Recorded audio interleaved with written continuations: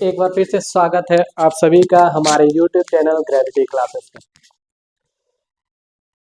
आज हम फिजिक्स के अंदर नए टॉपिक की ओर बढ़ रहे हैं और आज का अपना टॉपिक है अवतल दर्पण द्वारा प्रतिबिंब का बनना।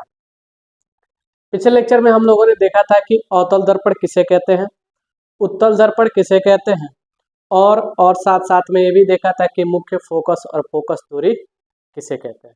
ठीक है, आज उसी क्रम में आगे बढ़ते हुए आज हम ये पढ़ेंगे कि अवतल दर्पण द्वारा किस तरीके से प्रतिबिंब का निर्माण होता है विभिन्न विभिन्न स्थितियों पर, यानी अलग अलग जगहों पर हम प्रति वस्तु को रखेंगे और रखने के बाद से हम उससे प्राप्त करेंगे कि किस प्रकार का प्रतिबिंब बनेगा। तो उसी के साथ हम अपने लेक्चर को स्टार्ट कर रहे हैं। तो सबसे पहले जो पढ़ने वाले हैं, पहला जो अपना केस होगा वो होगा कि जब वस्तु अनंत पर हो, जब कोई वस्तु अनंत पर हो यानी कि इन्फिनिटी पर होगी तो अवतल दर्पण द्वारा किस तरीके का प्रतिबिंब का निर्माण होगा। ठीक है, ये अपना पहला टॉपिक रहने वाला है। तो हेडिंग रहेगा अपना जब वस्तु जब वस्तु अनंत पर हो, कहां पर हो, अनंत पर हो, और ये अनंत का साइन सिंबल रहेगा अनंत पर हो। जब वस्तु अनंत पर हो यानी कि जब कोई वस्तु अनंत पर होगा तो अवतल दर्पण द्वारा किस तरीके से प्रतिबिंब का निर्माण होगा। ठीक है, तो चलिए सबसे पहले बनाएंगे हम एक अवतल दर्पण। ये हुआ अपना एक अवतल दर्पण जो कि बाहर की ओर से पेंट है। सबको पता है कि अवतल दर्पण किसे कहते हैं। अवतल दर्पण वह दर्पण होता है जिसके अंदर जो परावर्तन जो सतह होता है वो धंसा हुआ भाग होता है। ठीक है, और इसके अंदर एक अक्ष होती है जिसका नाम है मुख्य अक्ष, जिसको इंग्लिश में प्रिंसिपल एक्सिस बोलते हैं। ये रहा अपना P यानी कि ध्रुव। यदि कोई वस्तु कहां पर हो सर, अनंत पर हो।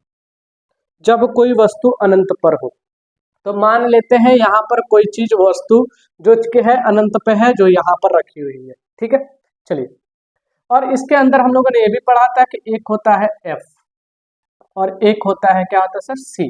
F का मतलब मुख्य फोकस और C का मतलब होगा सर, C का होगा सेंटर ऑफ कर्वेचर। ठीक है ना, चलिए, तो जब कोई वस्तु अनंत पर होगी, चलिए ये मानते हैं हमारी वस्तु है, ये वस्तु है हमारी, और जब इससे कोई प्रकाश किरण इसके समांतर आएगी यानी कि जब इस मुख्य अक्ष के समांतर आएगी तो परावर्तन होने के बाद से कहां से जाएगी सर, तो फोकस से जाएगी, मुख्य फोकस से जाएगी। ये हम लोगों ने पिछले लेक्चर के अंदर पढ़ा हुआ है कि यदि कोई प्रकाश किरण मुख्य अक्ष के समांतर आती है तो वो परावर्तन होने के बाद से मुख्य फोकस से जाती है। ठीक है, चलिए, उसी तरीके से एक और यदि किरण आएगा तो भी आएगा और टकरा करके जब परावर्तन होगा तो भी मुख्य फोकस से निकलेगा, यानी कि ये दोनों रेखाएं आपस में मुख्य फोकस पर कट कर रही हैं, यानी कि प्रतिच्छेद कर रही हैं। क्या कर रही हैं, मुख्य फोकस पर प्रतिच्छेद कर रही हैं। तो ये बात समझ में आ रहा है, और जहां पर ये दोनों रेखाएं आपस में प्रतिच्छेद करेंगी या प्रतिच्छेद करते हुए प्रतीत होंगी वहीं पर प्रतिबिंब का निर्माण होता है। क्या होता है, वहीं पर प्रतिबिंब का निर्माण होता है। तो क्या यहाँ से ये बात समझ में आ रहा है कि यदि कोई वस्तु अनंत पर हो तो उससे जो प्रतिबिंब का निर्माण होगा वो कहाँ पर होगा सर, तो मुख्य फोकस पर होगा। कहाँ पर होगा, मुख्य फोकस पर होगा।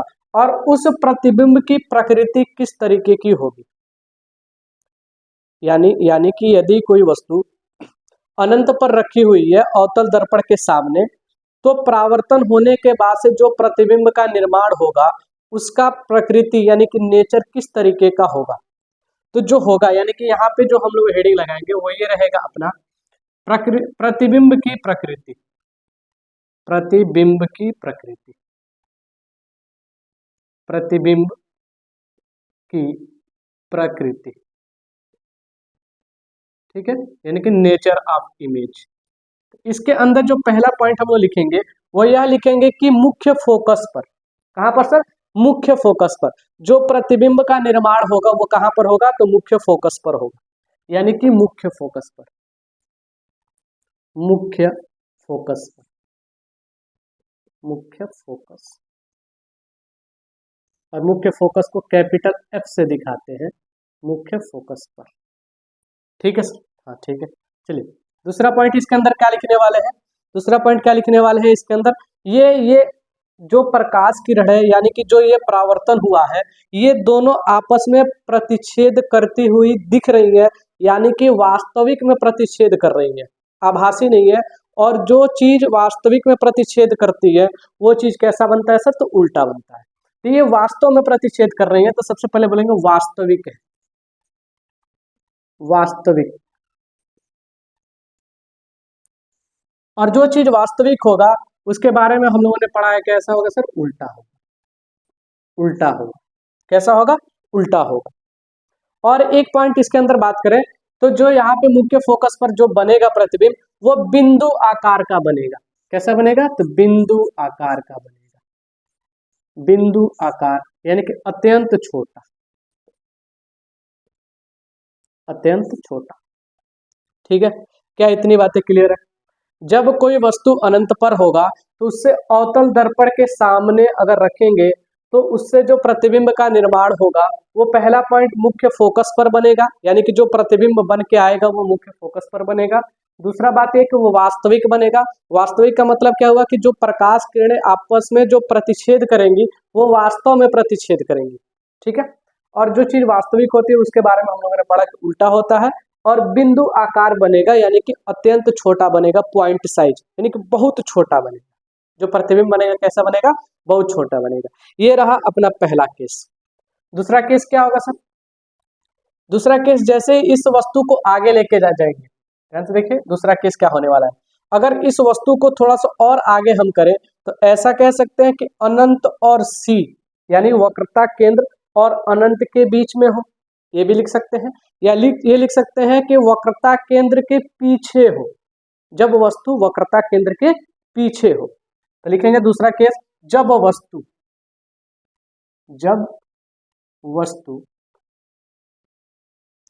जब वस्तु वक्रता केंद्र यानी कि सी के परे हो, परे हो, परे का मतलब पीछे, यानी कि जब वस्तु कहां पर हो सर, तो वक्रता केंद्र के परे हो और अनंत से आगे हो, यानी कि अनंत और सेंटर ऑफ कर्वेचर के बीच में हो। तो कैसा होगा, ये बनाएंगे हम अवतल दर्पण। अवतल दर्पण किसे बोलते हैं, जिसका परावर्तन सतह अंदर की ओर धंसा हुआ होता है उसको हम क्या कहते हैं, अवतल दर्पण कहते हैं। चलिए ठीक है, ये हुआ अपना मुख्य फोकस, सॉरी मुख्य अक्ष। यहाँ पर है कहीं अनंत और यहाँ पर होगा अपना मुख्य फोकस और यहाँ पर होगा सी, यानी कि वक्रता केंद्र, और ये रहा अपना पी थ्रू। जब वस्तु यहाँ पर होगा, यहाँ पर, यानी कि वक्रता केंद्र के परे होगा, तो ये क्या होगा, जब इससे एक प्रकाश किरण निकलेगा तो मुख्य अक्ष के समांतर आने वाली प्रकाश किरणें परावर्तन होने के बाद से कहां से जाती है, तो मुख्य फोकस से जाती है, ऐसा निकल जाएगा।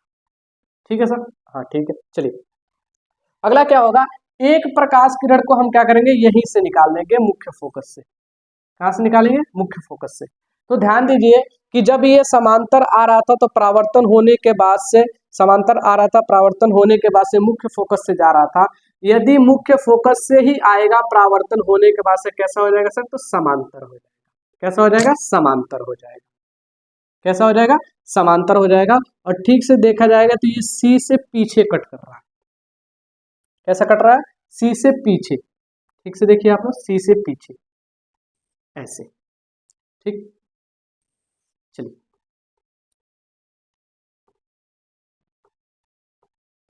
और इसको हम यहाँ पर बना देंगे, ये थोड़ा सा इसको आगे करेंगे, ये रहा सी और यहाँ पे ये क्या हो रहा है, कट हो रहा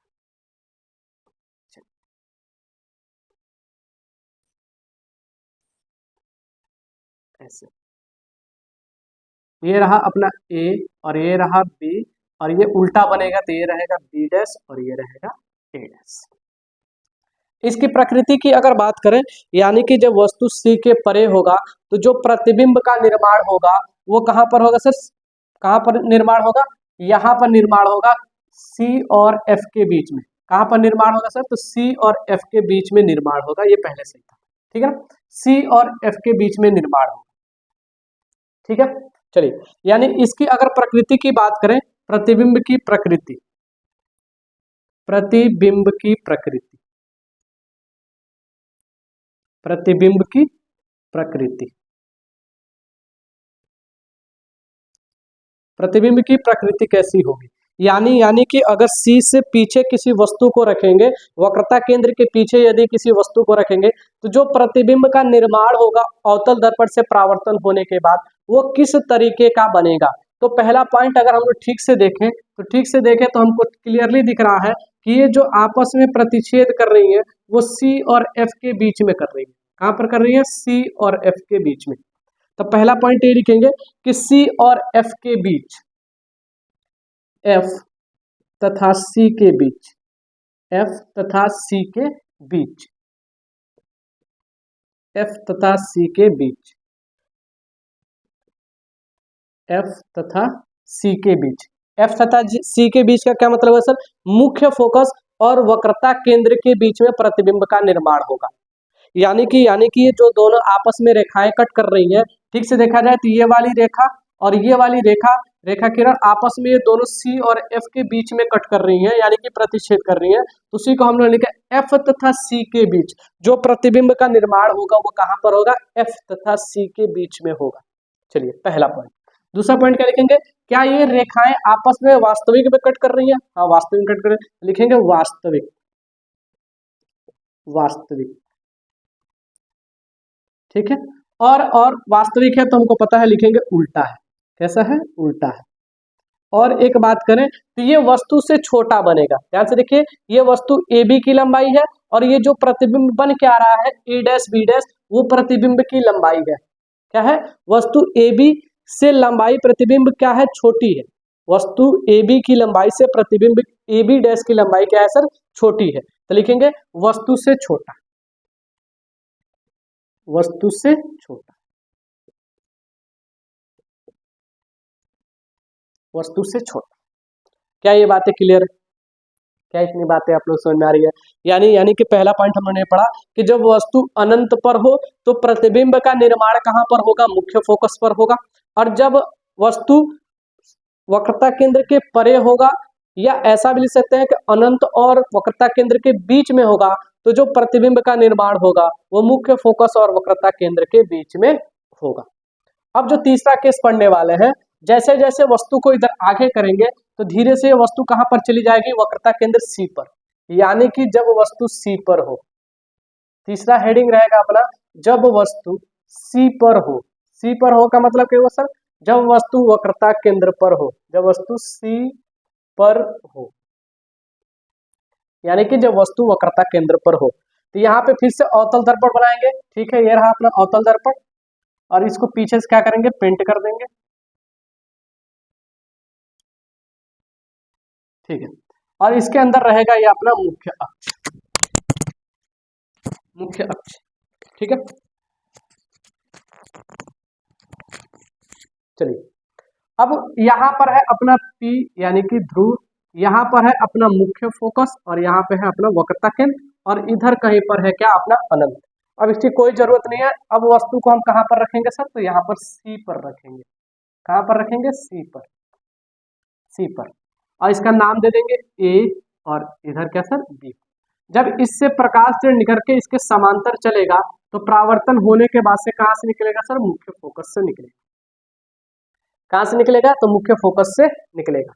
और दूसरा जो प्रकाश किरण निकलेगा उसको हम यही फोकस से निकाल दे रहे हैं। यहाँ से फोकस से जाएगा और इससे परावर्तन होने के बाद से फिर से ये मुख्य अक्ष के क्या हो जाएगा सर? समांतर हो जाएगा। क्या हो जाएगा ये? जब ये इससे परावर्तन होगा तो मुख्य अक्ष के समांतर होगा, और ये दोनों आपस में कहाँ पर कट कर रही है सर? तो C पर कट कर रहा है। कहाँ पर कट कर रहा है? C पर कट कर रहा है, C पर कट कर रहा है। ठीक है, ठीक से देखिए, यानी कि अगर वस्तु वक्रता केंद्र पर हो तो जो प्रतिबिंब का निर्माण होगा वो भी कहां पर होगा? वक्रता केंद्र पर होगा। और ये वाला केस क्या है सर? इंपॉर्टेंट है। ठीक है, तो इसमें क्या लिखने वाले हैं? इसमें क्या लिखने वाले हैं? यहाँ पर ये लिखेंगे, इसमें जो प्रतिबिंब की प्रकृति बनेगी, यहाँ पर रहेगा अपना B डैश और यहाँ पर रहेगा अपना A डैश। ठीक है, और इसके अंदर क्या लिखेंगे, यही अपना हेडिंग, प्रतिबिंब की प्रकृति, प्रतिबिंब की प्रकृति, प्रतिबिंब की प्रकृति। और प्रतिबिंब की प्रकृति में जो पहला पॉइंट लिखेंगे वो क्या लिखने वाले हैं कि वक्रता केंद्र यानी कि सी पर बनेगा, यानी जो प्रतिबिंब का निर्माण होगा वो कहां पर निर्माण होगा, तो वक्रता केंद्र सी पर निर्माण होगा। जब वस्तु को वक्रता केंद्र पर रखते हैं तो प्रतिबिंब का निर्माण भी कहां पर होता है, वक्रता केंद्र पर ही होता है। क्या लिखेंगे, सी पर, सी पर बनेगा, यानी कि जो प्रतिबिंब का निर्माण होगा वो कहां पर बनेगा, सी पर, यानी कि वक्रता केंद्र पर। और अगर बात करें तो क्या ये प्रकाश, ये क्या ये रेखाएं आपस में कट कर रही हैं वास्तविक में, हाँ सर वास्तविक में कट कर रही हैं, तो लिखेंगे ये वास्तविक है। क्या है, वास्तविक है, यानी कि सही में कट कर रहा है। और ये बात पता है कि अगर वास्तविक है तो कैसा है सर, उल्टा है, कैसा है, उल्टा है। और चौथा पॉइंट अगर बात करें तो जितना बड़ा वस्तु है उतना ही बड़ा क्या बना है सर, प्रतिबिंब का निर्माण हुआ है, यानी कि समान साइज का है। क्या है, समान साइज, समान, समान को इंग्लिश में बोलते हैं same, same size, same size, यानी कि जो वस्तु का निर्माण होगा, वस्तु से जो प्रतिबिंब का निर्माण होगा वो कैसा होगा, सेम साइज का होगा। क्या इतनी बातें क्लियर है? हम लोगों ने 3 केस का अध्ययन किया। जब वस्तु कहां पर हो, अनंत पर हो, तो जब वस्तु अनंत पर होता है तो प्रतिबिंब का निर्माण कहां पर होता है सर, मुख्य फोकस पर होता है। कैसा होता है, तो वास्तविक होता है। और कैसा होता है तो उल्टा होता है। और कैसा होता है तो बिंदु आकार का होता है। उसके आगे हम लोगों ने केस पढ़ा कि जब वस्तु सी के परे हो, यानी कि जब वस्तु को वक्रता केंद्र के पीछे रखेंगे, यानी कि अनंत और वक्रता केंद्र के बीच में रखेंगे, तो जो प्रतिबिंब का निर्माण होगा वो एफ तथा सी, यानी कि मुख्य फोकस और वक्रता केंद्र के बीच में निर्माण होगा। दूसरा पॉइंट, वास्तविक बनेगा और उल्टा बनेगा, यानी कि जो प्रकाश किरण है वास्तविक में अपने आप को प्रतिच्छेद करेंगी और वस्तु से छोटा बनेगा। जो प्रतिबिंब बन के आएगा, जो इमेज बन के आएगा वो वस्तु से कैसा बनेगा, तो छोटा बनेगा। तीसरा केस हम लोगों ने पढ़ा कि जब वस्तु कहां पर हो, सी पर हो, यानी कि वक्रता केंद्र पर हो, तो वक्रता केंद्र पर जब वो किसी वस्तु को रखते हैं तो प्रतिबिंब का निर्माण भी वक्रता केंद्र पर ही होता है। पहला पॉइंट, वास्तविक होता है और उल्टा होता है, और जितनी बड़ी वस्तु होती है ठीक उसी साइज का क्या होता है, प्रतिबिंब का निर्माण होता है। और ये वाला केस थोड़ा सा इंपॉर्टेंट है, ठीक है सर। बाकी रहा 3 केस, 3 केस को नेक्स्ट लेक्चर में डिस्कस करेंगे। और एक चीज ये देखने वाली है, जैसे जैसे वस्तु को हम क्या कर रहे हैं, दर्पण के पास ला रहे हैं, जैसे जैसे वस्तु को हम अवतल दर्पण के पास ला रहे हैं, जो प्रतिबिंब है वो अवतल दर्पण से पीछे, यानी कि पीछे दूर की ओर बन रहा है, यानी कि ये रहा अपना दर्पण और ये रहा वस्तु। जैसे जैसे हम वस्तु को पास में ला रहे हैं और ये रहा अपना प्रतिबिंब, ये रहा प्रतिबिंब, ये धीरे धीरे प्रतिबिंब इधर दूर की ओर खिसक रहा है, ठीक है। और धीरे धीरे धीरे धीरे प्रतिबिंब का आकार भी बढ़ता चला जा रहा है, ठीक है ना। चलिए आज के लिए इतना ही रखते हैं, मिलते हैं अगले लेक्चर में, तब तक बने रहें आप हमारे साथ। जय हिंद, जय भारत।